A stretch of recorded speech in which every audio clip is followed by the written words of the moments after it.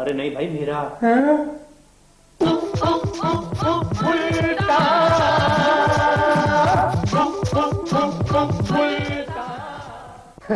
आपको ये जानकर खुशी होगी कि हमने आपकी सारी डिमांड्स मान ली हैं। बोनस तो मिलेगा ही, लेकिन उसके साथ साथ महंगाई भत्ता और साइकिल अलाउंस भी दिया जाएगा। ये आपने ठीक नहीं किया। ये मांगे मानने से पहले हम लोगों को 2-4 दिन का मौका दिया जाना चाहिए था। क्या मतलब? पहले हम हड़ताल का नोटिस देंगे, गेट मीटिंग करेंगे, 2-4 दिन हड़ताल करेंगे, फिर आप हमारी मांगे मानिए।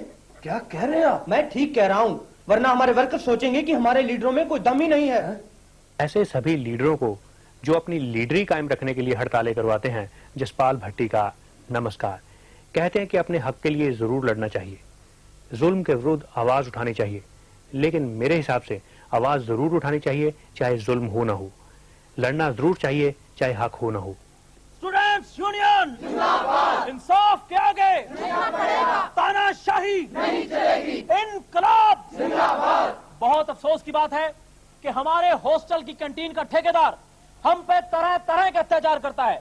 समोसे और टिक्कियों में नमक इतना ज्यादा होता है कि खाया नहीं जाता, और ये बात प्रिंसिपल साहब के नोटिस में कई बार लाई जा चुकी है, लेकिन इनके कानों पे जूं तक नहीं रेंगती। आज हम इन्हें बता देना चाहते हैं कि हम ये जंग लड़के रहेंगे। आज से हमारी हड़ताल शुरू। स्टूडेंट्स यूनियन जिंदाबाद। यार ये कोई बात बनी नहीं। स्ट्राइक के लिए कम से कम 3-4 पॉइंट्स तो सॉलिड होने ही चाहिए ना। तो यार तुम हड़ताल शुरू तो करो, अभी पुलिस आएगी, आंसू गैस छोड़ेगी, लाठी चार्ज होगा, बहुत से पॉइंट्स तो अपने आप निकल आएंगे। चुप यार।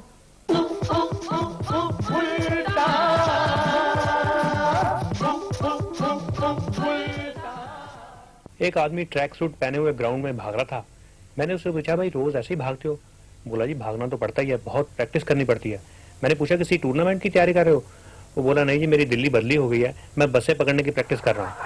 80 करोड़ की जनता में कितने कम लोग हैं जिनका लक्ष्य वाकई अंतर्राष्ट्रीय खेलों की तैयारी करना है, अपने देश के लिए स्वर्ण पदक जीतना है। और ये लक्ष्य होना भी नहीं चाहिए, क्योंकि अगर एक भी गोल्ड मेडल आ गया तो हमारी बनी बनाई शान बिगड़ जाएगी। बल्कि हमें उन खिलाड़ियों को सम्मानित करना चाहिए जो दौड़ में आखिरी नंबर पर आते हैं, हॉकी और फुटबॉल में ज्यादा से ज्यादा गोल करवाते हैं। आप हैं हमारी टीम के महान खिलाड़ी, मशहूर गोलकीपर, कई बार सम्मानित किए जा चुके हैं। 1980 में आपने 8 गोल करवाए, 1981 में 7 गोल और 1982 में 12 गोल। क्या आप बता सकते हैं कि आपकी कामयाबी का राज क्या है? बस इसे नेचुरल टैलेंट ही कहिए, यूं कहिए कि खुदा की देन है। लेकिन 1982 में जो आपने 12 गोल करवाए वो कैसे करवाए, जरा ये बताइए। एक्चुअली क्या है कि उस वक्त मेरा पाउंस हो गया था और मैं जहाँ खड़ा था वहाँ खड़ा का खड़ा ही रह गया। फिर तो दाद देनी पड़ेगी सिलेक्शन कमेटी की, जिन्होंने इतना रिष्ट पुष्ट खिलाड़ी खोज निकाला। कहाँ जी, ये तो यूं कहिए कि उन्हें घर बैठे बिठाए हीरा मिल गया। घर में ही? सिलेक्शन कमेटी के जो चेयरमैन है ना, मेरे पिताजी तो हैं। खिलाड़ियों की सिलेक्शन खेल कूद के आधार पर नहीं बल्कि जान पहचान के आधार पर होनी चाहिए। एक अच्छी टीम तभी बन सकती है जब सिलेक्शन कमेटी के हर मेंबर का ध्यान रखा जाए। बड़ी हैरानगी की बात है कि आपको सिलेक्शन कमेटी का एक भी मेंबर नहीं जानता और आप सिलेक्ट होते होते यहाँ फाइनल सिलेक्शन तक आ पहुंचे। ऐसे तो हम आपको अपनी टीम में नहीं रख सकते। कल आप गलती से दूसरी टीम पर 4 गोल कर दें, इसकी जिम्मेदारी कौन लेगा? सर मैं आपको पूरा यकीन दिलाता हूं कि अगर आप मुझे अपनी टीम में रखेंगे तो इससे आपको फायदा ही होगा। लेकिन टीम के लिए तुम्हारी क्या कंट्रीब्यूशन होगी? सर मेरे पिताजी कस्टम्स में काम करते हैं और जब आपकी टीम फॉरेन से वापस आएगी तो आपके वीसीआर भी तो क्लियर करवाने होंगे। खिलाड़ियों और प्रबंधकों का लक्ष्य सिर्फ इतना होना चाहिए कि विदेश का चक्कर लग जाए और थोड़ी बहुत शॉपिंग हो जाए। रही बात इज्जत की, पैसे की, वो जिसकी किस्मत में हो उसे हारने के बाद भी मिल ही जाता है। सर मैं एक बैट बनाने वाली कंपनी से आया हूँ और सर ये मेरा कार्ड है। भाई काफी नाम सुना आपकी कंपनी का। आपकी ही कंपनी है ना जिसने पिछले साल किसी देश के खिलाड़ी को 1 लाख रुपए सिर्फ इसलिए दिया था कि वो आपकी कंपनी के बनाए हुए बैट से खेलता है? बिल्कुल जी। अगर कोई इतना अच्छा खिलाड़ी हमारी कंपनी के बनाए हुए बैट से खेलता है तो कितना नाम होता है हमारी कंपनी का। और आपके सेल्स भी प्रमोट होते हैं।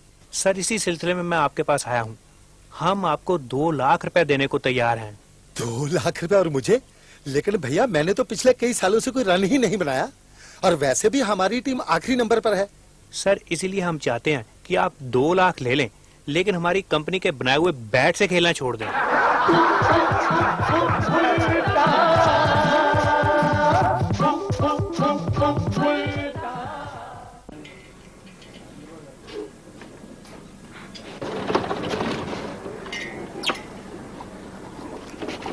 आइए आइए प्रोफेसर साहब, क्या हाल चाल है? कैसे चल रहा है आपका नया स्कूटर? फर्स्ट क्लास, बिल्कुल सेट है। 50 की एवरेज दे रहा है। अच्छा, इसका मतलब अभी गाड़ी को हमारे हाथ लगे नहीं? क्या? कुछ नहीं, मैं तो कह रहा था कि गाड़ी की एवरेज अच्छी है। हाँ बिल्कुल अच्छी है, और वैसे भी ये गाड़ी हाफ किक में स्टार्ट होती है, लेकिन आज सुबह 2-3 किक लगानी पड़ गई। अब मैंने सोचा चलो जाकर प्लग ही साफ करवा लें। ओह, प्लग की कौन सी बात है जी, अभी करवा देते हैं। और छोटे, हाँ जी। खोल दे जरा प्लग। ओ मिस्त्री जी, नई गाड़ी है, आप जरा खुद साफ करना। आप फिक्र ना करो जनाब, ऐसा प्लग साफ करेंगे कि रोज प्लग साफ करवाने आया करोगे। अच्छा है? अरे बेवकूफ, तोड़ दिया प्लग? तुझे प्लग भी खोलना नहीं आता? और मिस्त्री जी, मैंने आपसे पहले ही कहा था कि प्लग आप खुद साफ करना। मुझे नहीं पता, अब नया प्लग लगा के दो इसमें। जनाब ये प्लग तो पहले ही टूटा हुआ था। ये अच्छा हो गया, ये यहीं पे टूटा। अगर कहीं इधर उधर टूटा होता तो आपको फजूल गाड़ी यहाँ तक घसीट कर लानी पड़ती। और यार तू जल्दी कर, मुझे पहले ही बड़ी देर हो रही है। मैंने देखा जी, बंदे को एक आध प्लग ना स्कूटर में स्पेयर रखना चाहिए। इन चीजों का कोई भरोसा नहीं होता, बाद में स्कूटर तो तंग होता बंदा भी तंग होता। और मैंने देखा है कि प्लग को अगर महीने में एक बार भी साफ करवा लो तो प्लग का कुछ नहीं बिगड़ता। अरे अरे अरे, ये तो कभी आधी किक से ज्यादा खाता ही नहीं। प्रोफेसर साहब, ऐसे स्कूटर का क्या फायदा जो 15-20 किकों से पहले ही स्टार्ट हो जाए? कम से कम अड़ोसी पड़ोसियों को पता तो लगना चाहिए कि आपके पास स्कूटर है। आप मेरे स्कूटर का मजाक उड़ा रहे हैं? नहीं नहीं, मैं तो आपके पड़ोसियों का मजाक उड़ा रहा था। और छोटे, और कार्बोरेटर खोल के देख यार, वैसे न किके मारता जा। अच्छा जी। उस्ताद जी, इसका तो जेट ही खराब है। वो बदल दे, फिर देखता क्या है? यार आप कमाल कर रहे हैं, और गाड़ी के नुक्स ही निकालते जा रहे हैं। जनाब, नई गाड़ी के नुक्स निकालना कौन सा आसान काम है? पुरानी गाड़ी के नुक्स तो सभी निकाल लेते हैं। और छोटे, तो यार इग्निशन कॉइल चेक कर ले, देख ले करंट भी आ रहा है या नहीं। अच्छा उस्ताद जी। प्रोफेसर साहब, गाड़ी का कहीं एक्सीडेंट हुआ लगता है? और मैं तो इस पर मक्खी नहीं बैठने देता, तुम एक्सीडेंट की बात कर रहे हो ना हो, गाड़ी कहीं टकराई है जी, इसका चिमटा टेढ़ा। और चिमटा मैं फिर ठीक करवा लूंगा, तुम गाड़ी स्टार्ट करवाओ और मैं जाऊं।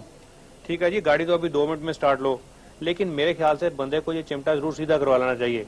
वो बेकरी वाला का पप्पू था ना, उसका भी चिमटा टेढ़ा था। ऐसा एक्सीडेंट हुआ कि 3 महीने से अस्पताल में पड़ा। अच्छा, तो फिर कितनी देर का काम है? वही जी, आधे घंटे में गाड़ी तैयार समझो। आपको कोई छोटा मोटा काम है तो आप हुआ ही है। हाँ, मुझे बैंक में थोड़ा काम है। अच्छा, मैं होकर के आता हूँ। देखो भाई, तुम जरा खुद ध्यान से गाड़ी ठीक करना है। वो आप फिक्र ना करो जनाब।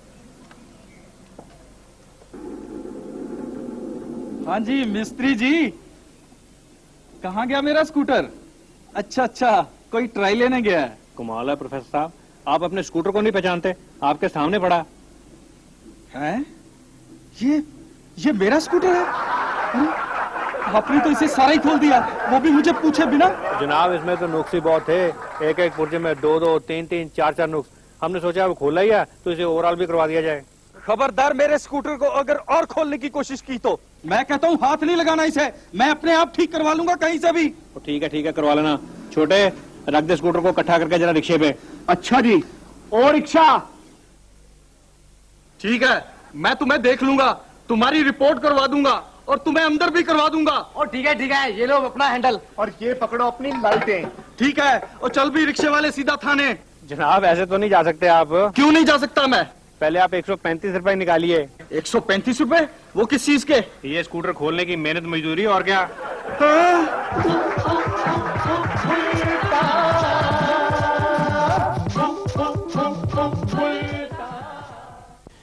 दोस्तों, वफादार सरकारी नौकर वही है जो सरकारी वक्त को अपना वक्त समझे, यानी कि सरकारी टाइम में अपना निजी काम धंधा करे। माना कि नौकरी के साथ साथ खुलेआम अपने नाम पे काम धंधा करना मुमकिन नहीं, लेकिन तो क्या, अपनी बीवी या बच्चों के नाम पे तो कोई बिजनेस शुरू किया ही जा सकता है।